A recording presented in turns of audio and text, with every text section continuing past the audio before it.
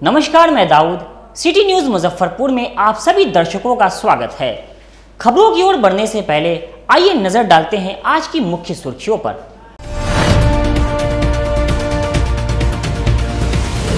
नहाय खाए के साथ 4 दिवसीय लोक आस्था का महापर्व चैती छठ पूजा की शुरुआत हुई।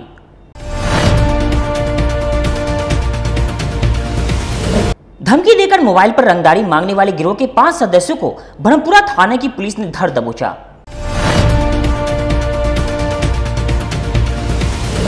और चैती छठ पूजा को लेकर मेयर निर्मला साहू ने शहर के सभी घाटों का निरीक्षण किया।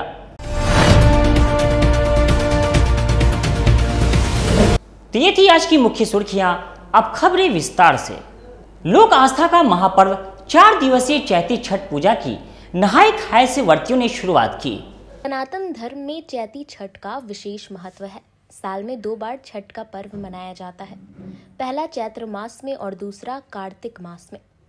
हिंदू पांचांग के अनुसार चैत्र मास के शुक्ल पक्ष की षष्ठी तिथि को छठ पर्व मनाने की परंपरा है। आमतौर पर कार्तिक मास की छठ का अधिक महत्व है, लेकिन चैती छठ को भी लोग बड़े ही धूमधाम से मनाते हैं। इस व्रत का आरंभ नहाय खाए के साथ होता है और लगातार 36 घंटे तक निर्जला व्रत रखने के बाद भगवान सूर्य को अर्घ्य देने के साथ महिलाएं अपना व्रत खोलती हैं। चैती छठ का दूसरा दिन खरना को कहते हैं। इस दिन महिलाएं 36 घंटे का निर्जला व्रत का आरंभ करती हैं। इसके साथ ही भगवान सूर्य को भोग लगाने के बाद प्रसाद तैयार करती हैं। इसके साथ ही शाम के समय पीतल या फिर मिट्टी के बर्तन में गुड़ की खीर, ठेकुआ आदि बनाती है। इसके साथ नए चूल्हे का इस्तेमाल करते हैं। इस दिन सूर्यदेव को भोग लगाने के साथ अर्घ्य देने के बाद महिलाएं प्रसाद ग्रहण करती हैं। आज छठ पूजा का नहा खा है। आज दाल भात, कद्दू का सब्जी, आलू गोभी का सब्जी, कद्दू का चक्का, दही बना है। 36 घंटा का पर्व है, महापर्व इसे कहा जाता है। ये बहुत मान्यता है इस पर्व का। अपने लोग बच्चे पति सबके लिए करते हैं। चैती छठ की खास बात यह है कि इसे नवरात्रि के छठे दिन मनाते हैं। इस दिन देवी के छठे रूप यानी कि देवी कात्यायनी की पूजा होती है, जबकि नहाय खाए के दिन देवी के कुष्मांडा रूप की पूजा होती है। खरना के दिन देवी स्कंद माता की पूजा होती है। इसलिए चैत्र नवरात्रि के दौरान जो श्रद्धालु चैती छठ का व्रत रखते हैं, उन्हें छठी मैया के साथ दुर्गा देवी का भी आशीर्वाद मिलता है। जिला पुलिस की विशेष टीम ने ब्रह्मपुरा थाना क्षेत्र से 5 लाख की रंगदारी मांगने वाले गिरोह के 5 सदस्यों को गिरफ्तार किया। 5 लाख की रंगदारी मांगने वाले गिरोह को ब्रह्मपुरा थाने की पुलिस ने उद्भेदन करते हुए 5 सदस्यों को गिरफ्तार किया। पूरा मामले को लेकर सिटी एसपी अवधेश दीक्षित ने प्रेस वार्ता करते हुए कहा कि ब्रह्मपुरा थाने में रंगदारी मांगने का मामला सामने आया है कि एक व्यक्ति से रंगदारी की मांग की गई है। इससे पहले 28 मार्च को भी कॉल किया गया था, 2 दिन पहले भी कॉल किया गया था और कल उस व्यक्ति के घर एक चिट्ठी मिला जिसमें रंगदारी मांगने की बात लिखी गई थी और उसके साथ कुछ कारतूस भी था। चिट्ठी में रंगदारी नहीं देने पर जान से मारने की धमकी भी दी गई थी, जिसके बाद ब्रह्मपुरा थाने की पुलिस ने प्राथमिकी दर्ज की और विशेष टीम गठित कर छापेमारी करते हुए उद्भेदन किया। कल 11/4/2024 को ब्रह्मपुरा थाने में दोपहर में एक सूचना प्राप्त हुई थी कि ब्रह्मपुरा थाना क्षेत्र के एक व्यक्ति से रंगदारी की मांग की गई है और ये रंगदारी के कॉल एक बार 28 मार्च को आए थे, फिर 10 अप्रैल को यानी कि परसों एक कॉल आया था। उसके बाद में कल सुबह में उसके घर के बाहर एक चिट्ठी उसको मिली थी जिसमें रंगदारी मांगने की बात थी और रंगदारी अगर नहीं देने पे उसको जान से मार देने की बात थी और उसके साथ में कारतूस भी उन्होंने कुछ अज्ञात अपराधियों ने डाला था। तो कांड की गंभीरता को देखते हुए इसमें सबसे पहले प्राथमिकी दर्ज करते हुए विशेष टीम का गठन किया गया, जिसमें SDPO 2 टाउन जिसका नेतृत्व कर रहे थे और इसमें DIO प्रभारी और SHO ब्रह्मपुरा और इनके साथ में जो बाकी 2IC पप्पू कुमार, इनके अलावा बाकी लोग लगातार छापेमारी कर रहे थे और मानवीय और तकनीकी मदद से केस के उद्भेदन के लिए काम कर रहे थे। तो उसी क्रम में 24 घंटे के अंदर हम लोगों ने 5 व्यक्तियों को पकड़ा है और जिस व्यक्ति ने रंगदारी मांगी थी उसकी गिरफ्तारी की गई है। जिस फोन से गिरफ्तारी जिस फ़ोन से रंगदारी मांगी गई थी, रंगदारी का कॉल आया था, उस फ़ोन को भी हम लोगों ने रिकवर किया है। और जिस फ़ोन में इस पूरे वो जो चिट्ठी को टाइप किया गया था उसको भी हम लोगों ने इसमें रिकवर किया है। और कितने की क्या लिखा गया था इन लोगों के? चिट्ठी में 5 लाख का रंगदारी मांगा गया था और इसमें चिट्ठी में लिखा गया था कि भाई गाली गलौज की गई थी और धमकी दी गई थी कि जैसे आशुतोष शाही का हुआ है उस तरह से करेंगे। बस इनको धमकाने के लिए बड़ा चढ़ा करके लिखा गया था ताकि डर की वजह से रंगदारी का पैसा। जिनसे मांग लोग है, कोई डॉक्टर है या कोई बिजनेसमैन? वो सामान्य व्यवसायी हैं, लेकिन जो अभी तक के हम लोग के अनुसंधान में या फिर इंक्वायरी में जो चीज़ सामने आई है वो ये है कि ये व्यक्ति पैरेलली एक लॉटरी सिस्टम चलाता है और इसके कई लोग हैं जो लॉटरी सिस्टम में बच्चे काम करते हैं। और इनमें से जिन लोगों ने रंगदारी मांगी है इनमें से एक व्यक्ति का भी ये कुछ पैसा वैसा लिया हुआ था और उसी बात को लेकर के कि इसको लगता था कि लॉटरी चलाता है तो इसके पास अच्छा खासा पैसा होगा, इसी बात को लेकर के इन्होंने इससे रंगदारी मांगी थी। इन लोगों का कोई पुराना आपराधिक इतिहास? इन लोगों का पुराना आपराधिक इतिहास हम लोग चेक कर रहे हैं, लेकिन अभी तक हम लोगों को आपराधिक इतिहास नहीं मिला है। गैंग वगैरह से जुड़े हुए हैं या नहीं? गैंग से नहीं जुड़े हैं, लेकिन जिस तरह से लोग घटना किए हैं तो लग रहा है कि काफी टाइम से प्लानिंग चल रही थी। जैसे जो कंप्लेनेंट हैं, जो आवेदक हैं जिन्होंने एफआईआर किया, इन्हीं की कुछ दिन पहले बाइक जो घर के बगल में खड़ी हुई थी या फिर जा रहे थे तो उस टाइम पे कुछ अज्ञात व्यक्ति आकर के बाइक का चाबी भी छीन लिए थे कुछ डराने के पर्पज से कि फ्यूचर में रंगदारी मांगेंगे तो एक डर रहेगा कि हम पहले तुम्हारी चाबी भी छीने थे और अब तुम्हें बाकी बड़ी घटना भी कर सकते हैं। सब कहाँ के रहने वाले हैं? ये सब लोगों में से 4 लोग गायघाट के रहने वाले हैं, एक अय्यापुर का रहने वाला है, एक ज्वेलरी की दुकान से 50 लाख रुपए के लूट कांड मामले में जिला पुलिस ने अपराधियों के सर पर 25,000 रुपए इनाम की घोषणा की। बीते दिन हुए सदर थाना क्षेत्र के रामदयालु स्थित कोलकाता ज्वेलर्स की दुकान में 50 लाख के लूट मामले में पुलिस ने तीनों बदमाशों की सीसीटीवी फुटेज जारी करते हुए 25,000 का इनाम रखा है। पुलिस के द्वारा कहा गया है कि अपराधियों की पहचान बताने वालों को 25,000 का इनाम दिया जाएगा और उनका नाम भी गुप्त रखा जाएगा। आपको बता दें कि 3 की संख्या में बाइक सवार बदमाश पहले ज्वेलर्स दुकान में सोना का चैन देखने के लिए एक व्यक्ति घुसता है, फिर वह बाहर निकलकर इशारा देते हुए अपने 2 और साथियों को बुलाया। फिर तीनों ने हथियार के बल पर दुकान में मौजूद एक महिला ग्राहक और दुकानदार को बंधक बनाकर सोने के चैन का डब्बा और करीब 1 केजी के आसपास चांदी लेकर फरार हो गया। पूरे मामले पर सिटी एसपी अवधेश दीक्षित ने कहा है कि एसआईटी टीम गठित की गई है। मुजफ्फरपुर सहित आसपास के जिलों में छापेमारी की जा रही है। बहुत ही जल्द इस कांड का उद्भेदन हो जाएगा। सदर थाना क्षेत्र में आरडीएस कॉलोनी में कोलकाता ज्वेलर्स के यहाँ से जैसा इन्होंने बताया कि 50 लाख की घटना लूट की घटना कारित की गई थी, उसमें हम लोगों ने स्पेशल टीम बनाई हुई है और वो लगातार पूरे राज्य में और बाकी राज्यों में भी लगातार छापेमारी कर रही है। और इसमें हम लोगों ने जो फोटो हम लोगों के पास आए हैं उस फोटो को हम लोगों ने सोशल मीडिया और जो प्रिंट मीडिया के माध्यम से भी ये चीज़ आमजन में पहुंचा है कि अगर कोई भी व्यक्ति उस व्यक्ति के बारे में जो घटना कारित किया है उसका सूचना देगा या फिर उसकी पहचान करेगा तो उसको हम लोग उसकी आइडेंटिटी को छुपाते हुए और उसको 25,000 का इनाम दिया जाएगा। क्या वो मतलब बाहर का रहने वाला दूसरे जिला का? ये चीज़ जब केस डिटेक्ट हो जाएगा तो उसके बारे में हम लोग आपको ज़्यादा अच्छे से बता पाएंगे। कितने पर अपराधी थे उसमें अब तक की जांच में आया है? 3 अपराधी हम लोगों की सामने आए हैं, जो अंदर 3 अपराधी घुसे हैं, तो अभी तक के लिए हम लोग 3 अपराधी मान के चल रहे हैं। जैसे एक बार केस का उद्भेदन होगा तो उसके में ज्यादा अच्छे से हम लोग आपको लोकल इन्वॉल्वमेंट भी आया किसी का? हो भी सकता है लोकल इन्वॉल्वमेंट, जिस तरह का हमें लग रहा है अभी तक का, बट जब तक क्लियर नहीं हो जाता है तब तक। वैशाली लोकसभा सीट से राजद उम्मीदवार मुन्ना शुक्ला ने जिले के तमाम वरिष्ठ नेताओं के साथ बैठक कर अपनी जीत का दावा ठोका। महागठबंधन की ओर से विजय कुमार शुक्ला उर्फ मुन्ना शुक्ला को वैशाली लोकसभा का उम्मीदवार बनाए जाने के बाद शुक्रवार को राष्ट्रीय जनता दल के जिला कार्यालय में मुन्ना शुक्ला का स्वागत किया गया। इस दौरान मीडिया से बात करते हुए विजय कुमार शुक्ला उर्फ मुन्ना शुक्ला ने कहा कि वैशाली की वर्तमान सांसद ने जनता को सिर्फ ठगने का काम किया है। ये उनका अंतिम टर्म था। हम लोग वोट बनाने वाले नेता हैं। पहले उधर थे तो उधर वोट पड़ता था, अब इधर आ गए हैं तो इधर वोट पड़ेगा। हम लोग वैशाली में रघुवंश बाबू के अधूरे सपने को पूरा करने का कार्य करेंगे। वहीं राजद जिला अध्यक्ष रमेश गुप्ता ने कहा कि आज वैशाली के लोकसभा उम्मीदवार मुन्ना शुक्ला का स्वागत समारोह के साथ बैठकर चुनाव की रणनीति भी तैयार की गई है। वर्तमान सांसद की स्थिति अभी डगमग है। वैशाली में एक तरफा चुनाव होगा। प्रधानमंत्री नरेंद्र मोदी की लहर समाप्त हो गई है। लोग उन्हें समझ गए हैं। केवल जुमलेबाजी से सरकार नहीं बनने वाली है। माननीय विधायक अमर पासवान जी, पूर्व विधायक मिथिलेश यादव जी, हमारे तमाम कार्यकर्तागण, अध्यक्ष, सभी प्रकोष्ठों के अध्यक्ष, कार्यकर्ता और महागठबंधन के उपस्थित तमाम नेताओं को मैं धन्यवाद देना चाहता हूं।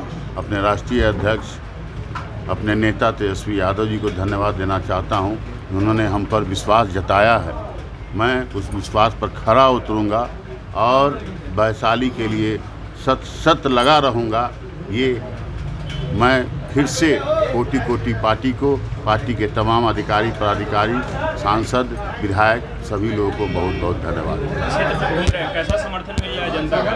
समर्थन बहुत है, समर्थन की कमी नहीं है। कैसा रन रहेगा जिस प्रकार दो सांसद है क्षेत्र में? आइए सर को दो टर्म के सांसद है, उसको किस तरह? उनका अंतिम टर्न है। वैशाली में बट्टा लगाने का काम उन्होंने किया, वैशाली के सम्मान में बट्टा लगाने का काम किया है, इसलिए उनका अंतिम टर्न है। उनकी बात अब खत्म। आप जिस समाज से आते हैं वो बीजेपी का कोर वोटर माना जाता है, उसी में कैसे इस वोट को ट्रांसफर कर पाएंगे? अब तो हम आ ही गए हैं, आप देख लीजिएगा।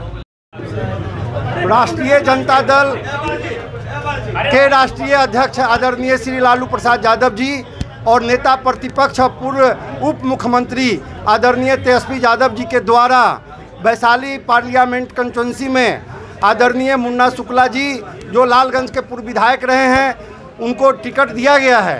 महागठबंधन और इंडिया गठबंधन के प्रत्याशी इनको बनाया गया है।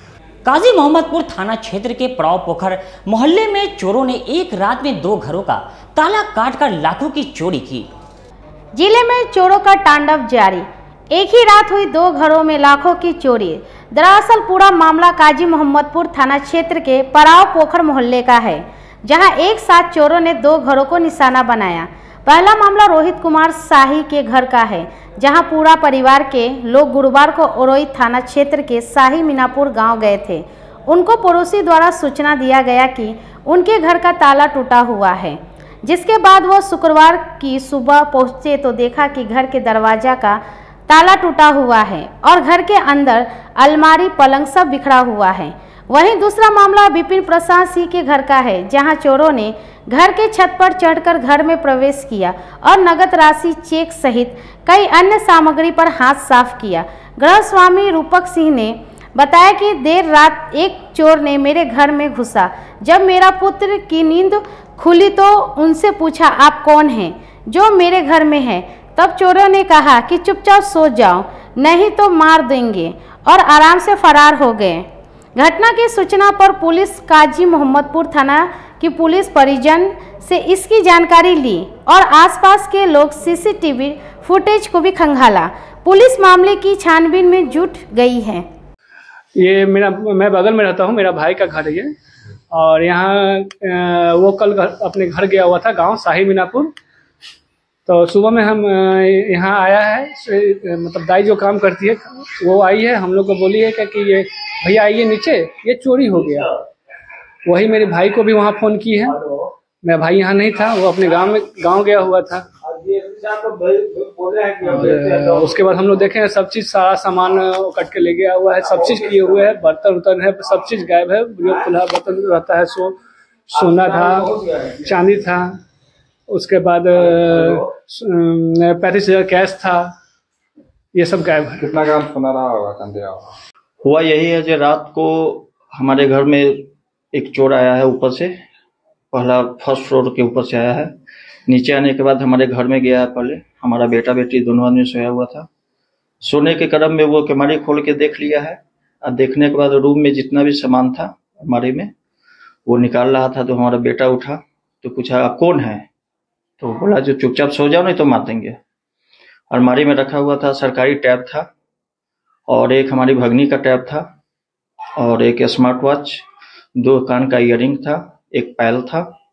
और ऑफिस में आया है तो एक हमारा ये मतलब काउंटर से जो है एक 55 कैश था वो ले लिया, चेकबुक लेके चला गया और दादी सोई हुई थी बगल वाले रूम में, उसका फोन ले गया और फोन लेके फिर चला गया। कितना का लागत होगा टोटल? लमसम 3 लाख के फोन का। क्या हुआ है सर? घर में चोरी हुआ था, घर गए हुए थे। किनका मकान है? मकान नाम नहीं पता है अभी। क्या सब चोरी हुआ है? वो बताए हैं, बोले हैं कि आकर के हम लिख के। कितना का चोरी हुआ है? ये भी नहीं पता रहे हैं। अच्छा, वक्त हो चुका है एक छोटे से ब्रेक का। बने रहिए हमारे साथ, देखते रहिए सिटी न्यूज मुजफ्फरपुर। अपने सपनों की आशिया को दे एक नई पहचान मां भवानी डेकोर प्राइवेट लिमिटेड के साथ, जो है ऑथराइज्ड डिस्ट्रीब्यूटर ऑफ कजारिया। देश की मिट्टी से बनी टाइल से देश को बनाते हैं। और जहां मिलती है सभी प्रकार के Indian and imported granite, marble, sanitary एवं कोटा स्टोन का अनोखा एवं आकर्षक संग्रह। मां भवानी डेकोर प्राइवेट लिमिटेड मतलब a complete floor solutions. New 0 mile Dadar road Muzaffarpur. Call 9934753111। एक बार फिर से मुजफ्फरपुर में खुल गया है आपका अपना डिज्नीलैंड मेला। आमगोला ओरिएंट क्लब मैदान में अब तक का सबसे बड़ा देशी विदेशी नए झूलों के साथ अपने परिवार के साथ मनोरंजन का लुत्फ उठाइए। बच्चों के लिए स्पेशल पिंग पोंग झूलों के साथ टावर झूला, ब्रेक डांस, टोड़ा टोड़ा, नौका झूला, स्कॉर्पियो 3-in-1 और चांद तारा झूलों के साथ कई प्रकार के झूलों में फुल मस्ती कर सकते हैं। मेले में खाने पीने के स्टॉल के साथ हैंडीक्राफ्ट का बाजार भी लगाया गया है, तो एक बार पूरे परिवार के साथ जरूर पधारें। डिज्नीलैंड मेला, आमगोला ओरिएंट क्लब मैदान, मुजफ्फरपुर। मूवर्स इंटरनेशनल, अब आपकी अपनी दुकान, जहां आपको सस्ते दामों पर मिलेंगे लेडीज, जेंट्स और किड्स के लिए जूते, सैंडल, स्लीपर, वह भी सस्ते दामों पर। यहां Bata, Action, Campus, shoe factory, flip flop, Cat Movers जैसे ब्रांड एक ही छत के नीचे मिलते हैं। इसके अलावा बाटा के अलावे सभी ब्रांड के शोरूम से कम कीमतों पर यहाँ प्रोडक्ट्स उपलब्ध है। इसके अलावा लेडीज और किड्स से एक से बढ़कर एक आर्टिकल दिए गए हैं। साथ ही जॉकी के इनरवेयर का विशाल रेंज उतारा गया है, वह भी शोरूम से कम कीमतों पर, जो कि आपको आकर्षित करेंगे। तो एक बार हमारे यहाँ अवश्य पधारें। हमारा पता है Amgola, opposite V2 cart, Muzaffarpur. Contact us on 8210654338। आजकल की बिजी जिंदगी में स्टाइल तो है, पर कंफर्ट का क्या? आपके इसी स्टाइल और कंफर्ट को बेहतर बनाने के लिए नीलकमल लेकर आए हैं first exclusive factory outlet showroom in Mithanpura, Muzaffarpur, जहां home furniture, office furniture, mattress and wedding special पे up to 50% off with EMI facility. Style भी, कंफर्ट भी।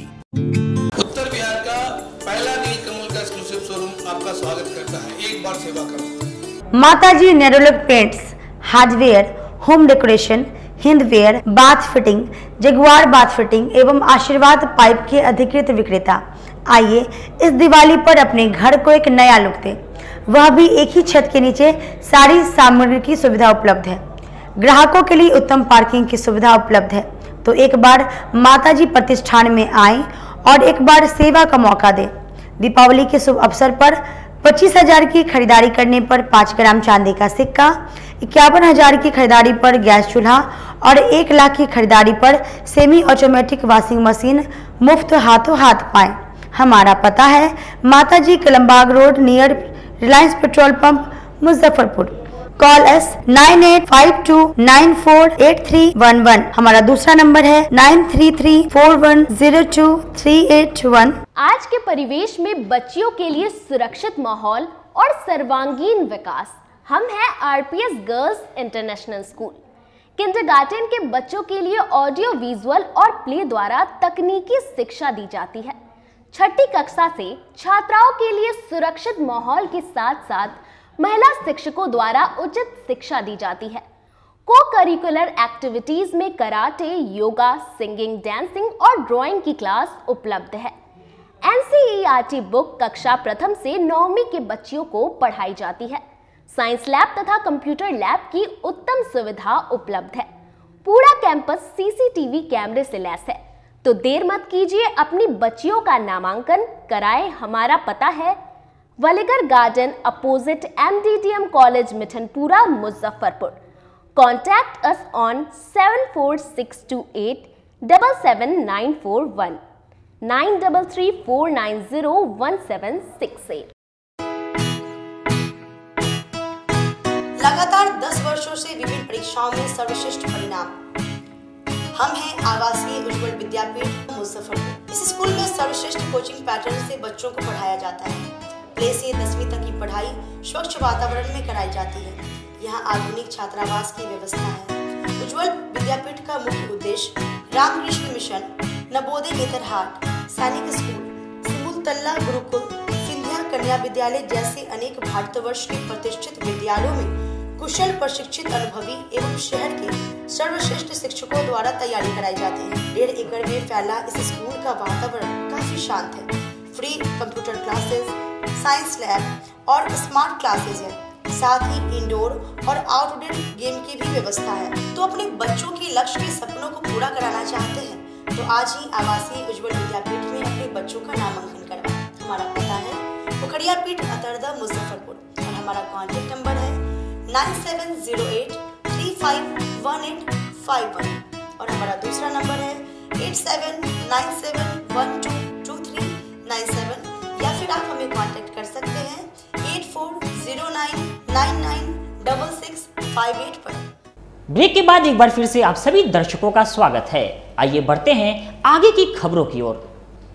चैती छठ पूजा को लेकर मेयर निर्मला साहू ने शहर के सभी प्रमुख घाटों का निरीक्षण कर कर्मचारियों को कई जरूरी निर्देश दिए। नगर निगम के महापौर निर्मला साहू ने शुक्रवार को नगर निगम क्षेत्र के विभिन्न छठ घाटों का निरीक्षण कर सफाई कार्य में जुटे कर्मियों को कई दिशा निर्देश भी दिए।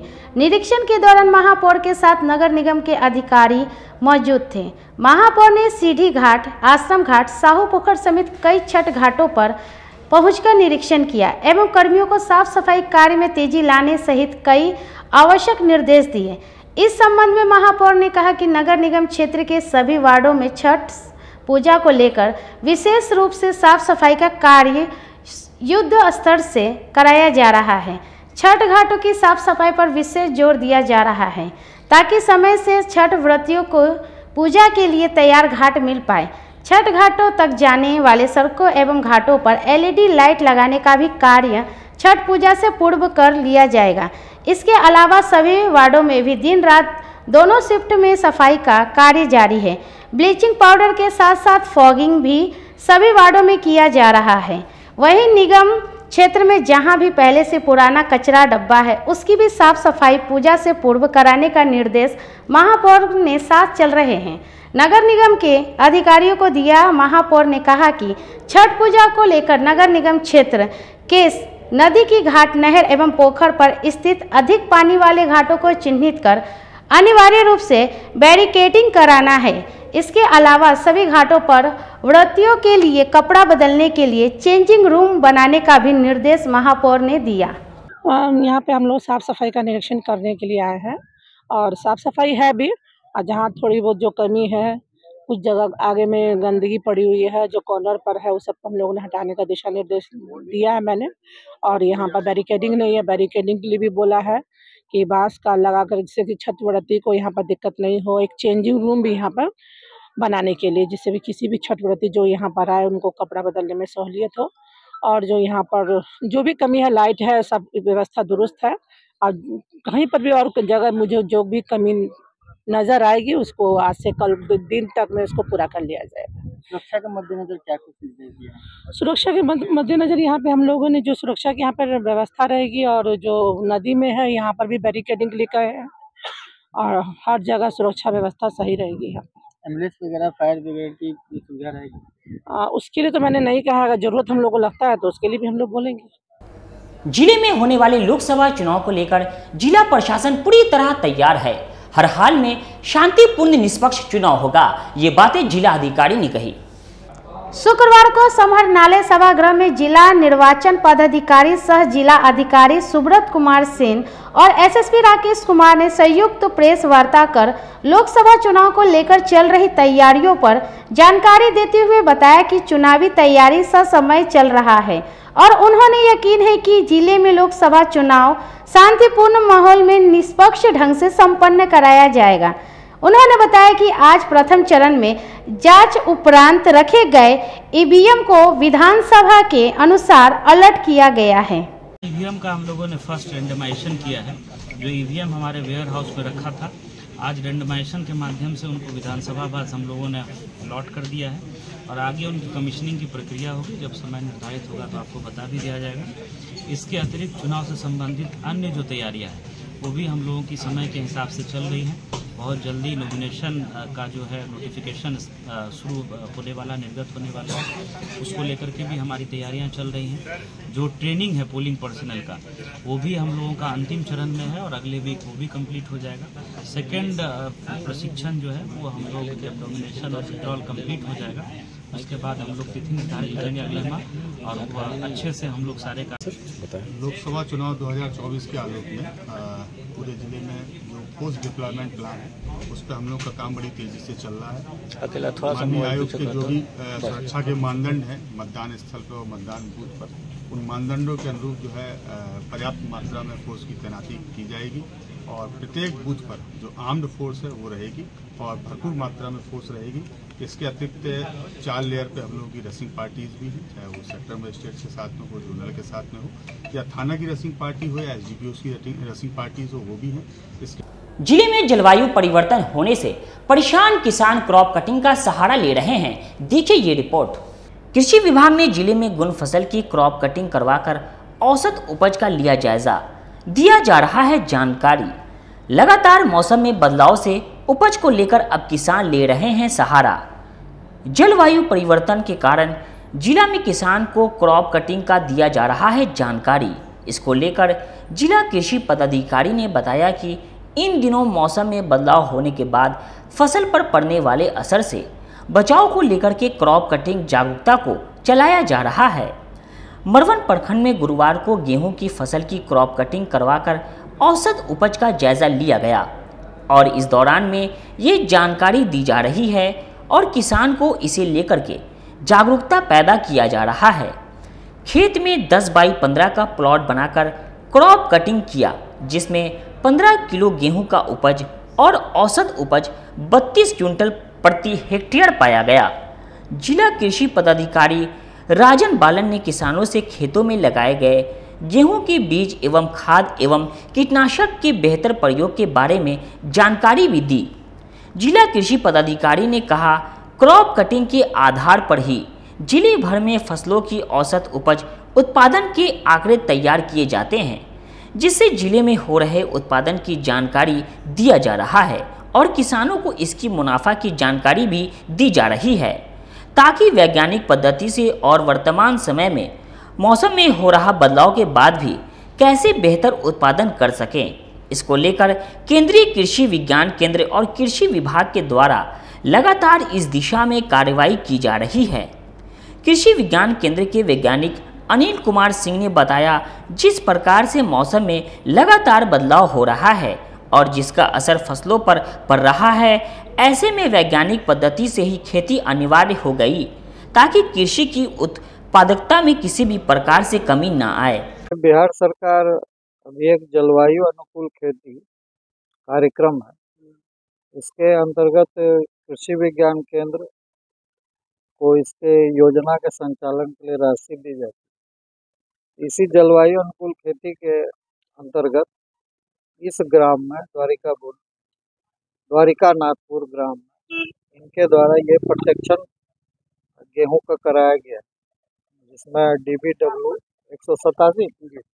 DBW 187 प्रभेद है, जो 18 नवंबर को लगाया गया और इसी का आज क्रॉप कटिंग का कार्यक्रम था, जिसके अंतर्गत हम लोगों ने 10 बाय 5 स्क्वायर मीटर मतलब 50 स्क्वायर मीटर में हम लोगों ने इसका भी कटिंग कराया और इसके बाद अब इसका उपज हम लोग प्राप्त करेंगे और जो उपज आएगा उसको हम लोग फिर 200 से मल्टीप्लाई करके हेक्टेयर में निकालें, तो ये पता चलेगा कि इसका ये जो वैरायटी है या इनके द्वारा जो ये कार्यक्रम चलाया गया से आज के समय में हम देख रहे हैं कि प्रकृति में जो बदलाव हो रही है उस बदलाव को ही ध्यान में रखते हुए कि अगर गर्मी है तो बहुत ज़्यादा गर्मी हो रही है, ठंडा है तो बहुत ज़्यादा ठंडा है, या ठंडा का जो पीरियड होता था बहुत कम हो गया, गर्मी का पीरियड अगर है तो वो ज़्यादा बढ़ गया है। इन सारी चीज़ों को देखते हुए हम अपने कृषि पद्धति में भी बदलाव लाने की संभावनाएं बन रही है। तो वैज्ञानिकों के द्वारा ये देखा जा रहा है कि कौन सा प्रभेद अच्छा होगा। इसी तहत बिहार सरकार ने एक जलवायु अनुकूल खेती करने के लिए ये एक तरह का प्रोजेक्ट लॉन्च किया है, जो कृषि विज्ञान केंद्र के माध्यम से हमारे विभिन्न गाँव में जो मुजफ्फरपुर जिला है उस गांव को एडॉप्ट करके उस जिले में इसका प्रचार प्रसार करने के लिए ये लगाया गया है कि ब्रह्मपुरा थाना क्षेत्र के बाणीपुर ओवरब्रिज के नीचे पोखर में एक महिला का शव मिलने से पूरे इलाके में हड़कंप मच गया। मुजफ्फरपुर के एक पोखर में अधेड़ महिला का शव मिलने से मचा हड़कंप। मामला जिले के ब्रह्मपुरा थाना क्षेत्र का है, जहां थाना क्षेत्र के ही माणीपुर के ओवरब्रिज रेलवे ट्रैक समीप तिनकोनिया पोखर है। उसी पोखर में स्थानीय लोगों ने एक महिला का शव पानी में तैरता हुआ देखा तो हड़कंप मच गया। देखते ही देखते लोगों की भीड़ जुट गई। स्थानीय लोगों ने पुलिस को इसकी सूचना दी। घटना स्थल पर पहुंची ब्रह्मपुरा थाने की पुलिस ने शव को पोखर से बाहर निकलवाकर अपने कब्जे में ले लिया और पोस्टमार्टम के लिए SKMCH भेज दिया। शव पानी में फूलने की वजह से काफी ज्यादा बदबू दे रहा था। रेलवे लाइन के पास पोखर होने की वजह से GRP पुलिस भी पहुंची और कागजी प्रक्रिया पूरी की। तिनकोनिया पोखर के आसपास के लोगों में कई तरह की चर्चाएं हैं। किसी का कहना है कई दिन पुराना शव है, तो किसी का ये कहना है कि या तो महिला पानी में कूदकर जान दी होगी या फिर किसी ने फेंक दिया होगा। अब पूरा मामला पुलिस जांच के बाद ही पता चल पाएगा। हालांकि शव की पहचान नहीं हो सकी है। अनुमंडल पुलिस पदाधिकारी 2 विनीता सिन्हा ने कहा कि शव की पहचान नहीं हो सकी है। प्रथम दृष्टि से डूबने से मौत होने की संभावना है। शव को पोस्टमार्टम के लिए भेज दिया गया है। हम लोग लड़का सब बोल रहा था तो वो घर पर से आए थे, देखे क्या देखे वो लाश पड़ा हुआ था। कहाँ पड़ा हुआ? पानी में था। इसका महिला का वो महिला है। कितना उम्र होगा लगभग? 50-60 हो गए। 50-60 से कम। पुलिस आई है? पुलिस आई उठा के ले गई अभी उठा के। क्या नाम है आपका? नौशाद। यहीं के निवासी है कि माणीपुर पुल के पास एक रेलवे पोखर है, उसमें एक वृद्ध महिला की लाश पाई गई है और बॉडी को पोस्टमार्टम के लिए भेज दिया गया है। लेकिन उनकी अभी उनका एक्चुअल पहचान अभी स्टैब्लिश नहीं हो पाया है, बट हम लोग उस पर कोशिश कर रहे हैं। डूबने से मृत्यु होना अभी के लिए प्रतीत हो रहा है, बट इस पे आगे अनुसंधान जारी है। सलम बस्ती के बच्चों में स्कूल में नामांकन को लेकर एक प्रयास मंच ने जागरूकता अभियान चलाया। एक प्रयास मंच के द्वारा अपने शहर मुजफ्फरपुर के चंद्रलोक गुमटी सलम बस्ती में स्कूल में नामांकन के लिए प्रवेशोत्सव जागरूकता अभियान कार्यक्रम का आयोजन किया गया। मंच के संस्थापक संजय रजक ने कहा कि शिक्षा के बिना मनुष्य का जीवन अधूरा है, इसलिए हर व्यक्ति को शिक्षित होना बहुत ही जरूरी है और शिक्षित व्यक्ति ही देश के निर्माण में सहयोग कर सकते हैं। मंच के द्वारा लगातार अपने शहर में शिक्षा जागरूकता नाटक, लोकगीत, पठन सामग्री देकर जागरूक किया जाता है। वर्तमान समय में शिक्षा विभाग बिहार सरकार के द्वारा 1 अप्रैल से 30 जून तक प्रवेशोत्सव विशेष नामांकन अभियान कार्यक्रम का आयोजन किया जा रहा है, जिसमें एक प्रयास मंच भी सरकार के इस अभियान में साथ है और इस अभियान को सफल बनाने के लिए प्रवेशोत्सव पर आधारित देख शुरू भइले बा एडमिशन आइल नाम लिखावे वाला सीजन लोकगीत के द्वारा शहर के सलम बस्ती व अन्य बस्ती में जाकर जागरूकता अभियान कार्यक्रम का आयोजन किया जा रहा है, ताकि कोई भी बच्चा स्कूल से बाहर ना रहे, कोई भी बच्चा अशिक्षित ना रहे। ये भी बच्चे पढ़े और अपने साथ परिवार, समाज, देश का नाम रोशन करे। जागरूकता अभियान के बाद बच्चों का नामांकन भी कराया जाएगा। साथ ही मैं संजय रजक अपने मंच के माध्यम से शहर के सामाजिक संगठन, सामाजिक व्यक्ति व अन्य लोगों से एक अपील करता हूं कि आप लोग भी आगे आकर बच्चों का स्कूल में नामांकन कराएं, ताकि अपने शहर मुजफ्फरपुर के सभी बच्चे पढ़े और सभी बच्चे आगे बढ़े। कार्यक्रम में साहिल, गोविंद, सोनू, प्रिंस, रिया, सीता व बस्ती के लोग उपस्थित रहें। एक प्रयास मंच ने ठाना है रेड लाइट एरिया के बच्चों को पढ़ाना है। आज एक प्रयास मंच के द्वारा मंच के 5वां स्थापना दिवस पर अपने शहर मुजफ्फरपुर के चतुर्भुज स्थान स्थित रेड लाइट एरिया के बच्चों के बीच शिक्षा जागरूकता कार्यक्रम का आयोजन किया गया। शिक्षा के बिना मनुष्य का जीवन अधूरा है, इसलिए प्रत्येक व्यक्ति को शिक्षित होना बहुत जरूरी है। और एक प्रयास मंच का भी उद्देश्य सब पढ़े सब बढ़े और लगातार 5 सालों से अपने शहर मुजफ्फरपुर के स्लम और जरूरतमंद बच्चों के बीच शिक्षा जागरूकता, नाटक, लोकगीत, पठन सामग्री वितरण कर बच्चों को जागरूक किया गया, ताकि ये बच्चे पढ़े और अपने साथ अपने परिवार समाज का नाम रोशन कर सके। साथ ही इसके साथ अन्य सामाजिक काम भी किया गया। बाल विवाह, दहेज प्रथा, वृक्षारोपण, बाढ़ पीड़ित राहत सामग्री, अग्नि पीड़ित राहत सामग्री जैसे अन्य सामाजिक काम भी पिछले 5 सालों से किया जाता है और आगे भी किया जाएगा। और आज एक प्रयास मंच के 5वां स्थापना दिवस पर रेड लाइट एरिया के बच्चों के बीच शिक्षा जागरूकता कार्यक्रम का आयोजन किया गया। कहा जाता है अब राजा का बेटा राजा नहीं बनेगा, अब राजा वही बनेगा जो हकदार होगा, यानी कि अब सभी बच्चे पढ़ेंगे और अपने साथ अपने परिवार समाज का नाम रोशन करेंगे। तो खबरों का सिलसिला यहीं होता है समाप्त। अब मुझे और मेरी पूरी न्यूज़ टीम को दीजिए इजाजत। कल फिर मिलेंगे आपसे शहर की तमाम खबरों के साथ। नमस्कार।